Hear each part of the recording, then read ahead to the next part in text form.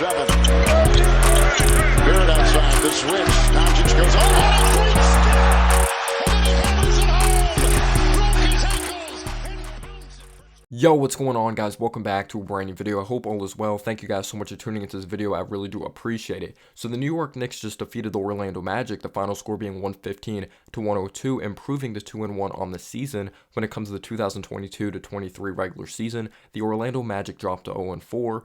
And good game to Orlando Magic fans. The Magic have a talented group over there. Franz Wagner, very talented player. Cole Anthony, Paolo Banchero, Wendell Carter Jr. They've dealt with some injuries. You know, Jalen Suggs being out. They have some big-time injuries over there. Jonathan Isaac, Mo Wagner was out for this basketball game. Just tons of injuries. You know, some very important pieces even when it comes, or mainly when it comes to their bench. So I understand the Magic. They're inexperienced, and they haven't won a game. They're 0-4. But they've been competitive. The Celtics game, they almost won. They were in that game. They were in that Hawks game. They're in the Pistons game. The Pistons are not the best. They're learning how to win games as well. But if you saw from an eyeball test, the New York Knicks were very good for 4 quarters of basketball. Yes, we do need to do a better job being disciplined on the boards. I do understand that. From that, if you're looking at it through that lens, yes, we do need to do a better job when it comes to offensive rebounds. Mitch Robinson finished with 6 rebounds in this game, but 5 of them were offensive rebounds. We know he's a beast when it comes to second chance opportunities, and he did a good job just regaining us like brand new possessions, but he needs to do a better job on the defensive glass like this overall team does. There's moments that we're standing around, like dribble penetration we need to get better at as well. Stop committing stupid fouls. Like that kind of kept the Magic in this basketball game. But luckily, good news, we actually shut down Terrence Ross.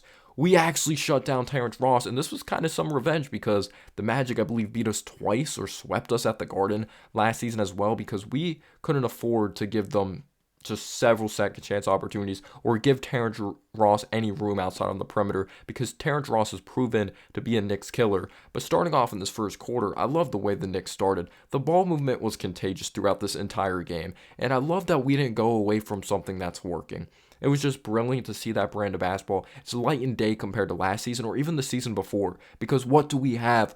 A point guard. Yes, the offense could sometimes be inconsistent when it comes to the play design, but just being simple, making the extra pass, it seemed like there was actually more movement in this offense. Randall wasn't just standing in one spot. And if it wasn't for Cole Anthony being very good in that first quarter, I do think there was a chance we could have took care of this game early, but you got to give credit to the Orlando Magic.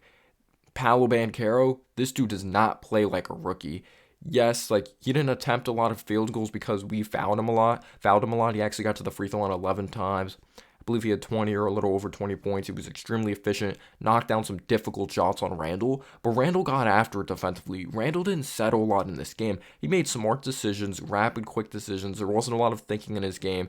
He was just really relying on instincts, and just seeing his basketball IQ, just seeing his leadership so far throughout this season, it's been amazing just seeing his efforts, seeing a fantastic attitude from Julius Randle as well. There was maybe a few plays that I didn't like when he took a sidestep 3.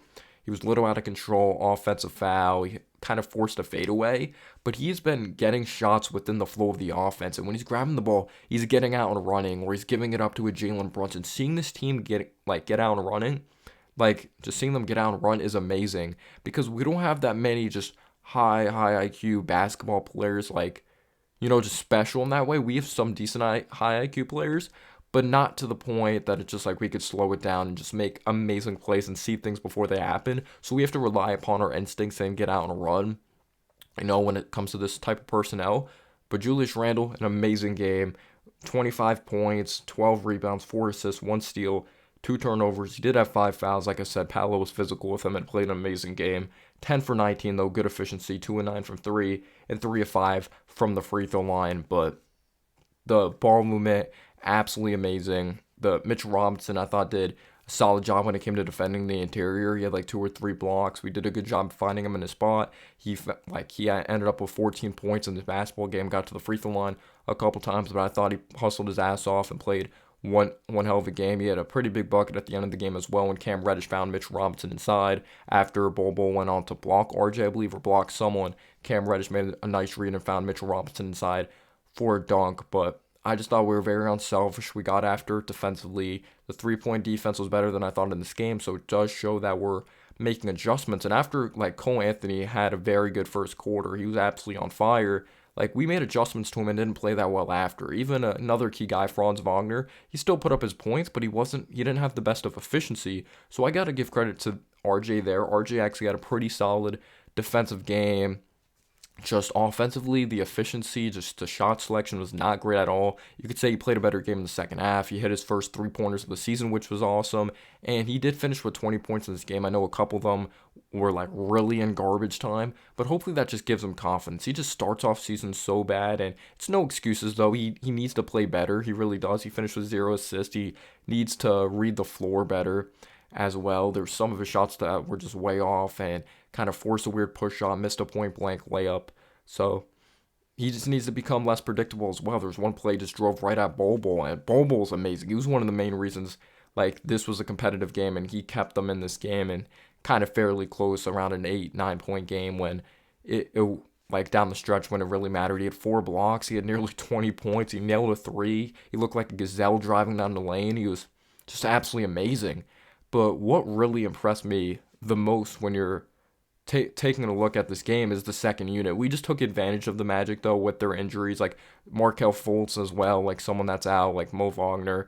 Talked about the guys that were out for the Orlando Magic. Our bench is outmatched their bench when it comes to talent and just playing a good brand of basketball and just playing with a high level of intensity. Isaiah Hartenstein was only out there for 18 minutes. He had like 8 rebounds, and he does need to do a better job playing like under control and not committing stupid fouls, but he just plays extremely hard, and he's going to be a fan favorite for New York Knicks fans for a long time.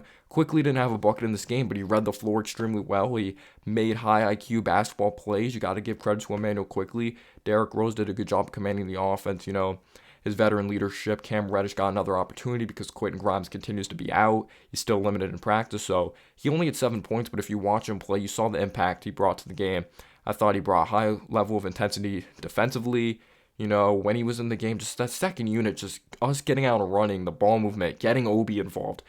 Like, there was one play, we're just constantly moving it around outside on the perimeter. We're like, oh, should we shoot this? No, let's get a better shot. Swung it to Cam Reddish, splashed a 3. One play I absolutely loved after the Magic made a free throw. Quickly inbounded the ball, just quickly threw it ahead. Good heads-up play. Not Grimes, Reddish ends up finishing it. Reddish strong drive to the basket. He was mentally tough. He made an important pass to Mitchell Robinson at the end of the game. And how amazing is it having a point guard? It's just like we didn't have this in the past when our offense would fold or the opposing team would get buckets, gain momentum, and it's just like we didn't have a point guard before that can create their own shot and really just gain us momentum back, or just like get us back in the game and just really start to get the momentum flowing again. Like, Brunson hits big shots for us. He creates big time steals. He had a huge steal at the end of the game. He had a huge and one to really put this thing away, but they stayed in it. Like, you got to give credit to Bol. You have to give credit to Paolo Banchero. Franz Wagner went through some adversity in this game, but he kept on fighting. Wendell Carter Jr. had a huge offensive rebound. Again, we need to do better with the rebounding when it comes to boxing out. We need to do better when it comes to dribble penetration. Sometimes we allow dribble penetration, but we did a great job on stopping Terrence Ross in big time moments and not allowing him to really get hot, because we know he's Michael Jordan when he plays up against us. But the unselfishness and RJ getting it together in the second half, hopefully that just gives him some momentum when it comes to moving forward in the next game. And I think it's because he got easy buckets and he was closer around the rim. He knocked down his free throws, which I give him credit to. His free throws are getting better. But Brunson, I remember, creates a turnover, threw it ahead to Obi, behind the back pass, and then it was RJ Barrett that threw down the dunk.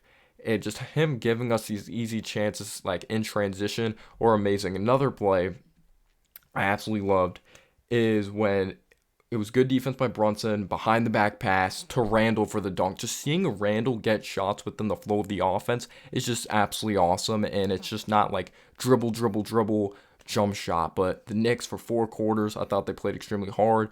I thought they played smart. I thought they played together. And I know it's the Orlando Magic. They're not an established group and haven't proven to win games, but I thought it was an amazing win by the New York Knicks. Let me know down below your thoughts on this W. Amazing. We have a point guard, ladies and gentlemen, and hopefully RJ bounces back, and just credit to this whole group. Let me know down below your thoughts. Peace out, y'all.